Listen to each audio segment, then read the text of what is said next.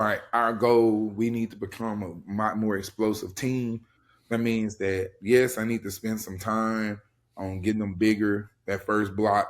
But that second block, we got to get them stronger. And that third block, we got to train power. So we can go GPP, like an anatomical adaptation, the first 4 weeks. The next 4 weeks, we can go max strength. And then the next 4 weeks, we can go a conjugate method where we go max strength first part of the week, second part of the week, we go ballistic, and plyometric work. We add that in. You got to make sure too, man, that you're training the right stuff at the right time. Max strength phase, acceleration is what I need to train, right?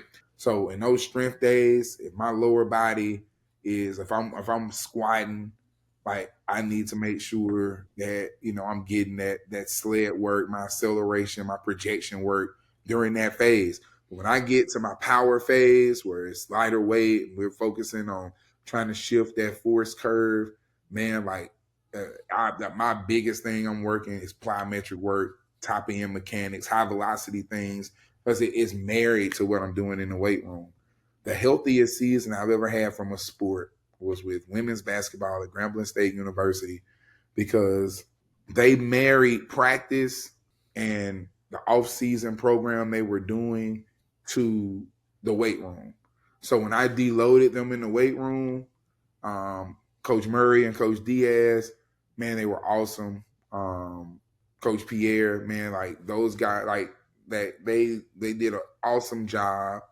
And on those weeks that we deloaded them, they did yoga with them, or they would do like a recovery run with them, where they would like, hey coach, like they coming in, we got deload week. All right, well, we're gonna cut everything out. We're gonna do some skill work. We focus on shooting, free throw shooting, and like the skill portion of the game.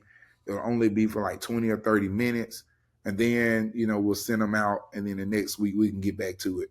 We had one ankle sprain that year. And she came back in 2 games from an ankle sprain. I was supposed to keep her out for 10. She, yeah, so she was like, the team was strong. Man, those girls, some of them girls on that team, man, was squatting 300 pounds. And like, in season, like they would fuss about it, like, oh man, Coach T. But I'm like, hey man, look, we're at 70% today, 3 sets of 3. You got 9 squats. I don't want to hear shit about, like how much it is. Normally in the off season, you do 25 reps. It's in season. You can get these 3 sets of 3. I'm only going to expose you to it once a week because you're playing 3-4 games a week. Hey, I need this one day where you give it to me. The rest of the time, like we'll go conjugate in season where now we'll be focusing on lighter weight, moving it explosively, trap bar jumps, things of that nature. But give me this day, because a lot of people mess up to where they focus so much on power, but you can never negate strength. So you always, even if I have a 4-day, one of those days of my 3 power day, my 3 of them can be power days. One day still needs to be dedicated to strength, because if you're not training strength, you're gonna lose it. No matter how much power training you're doing, if you don't train strength,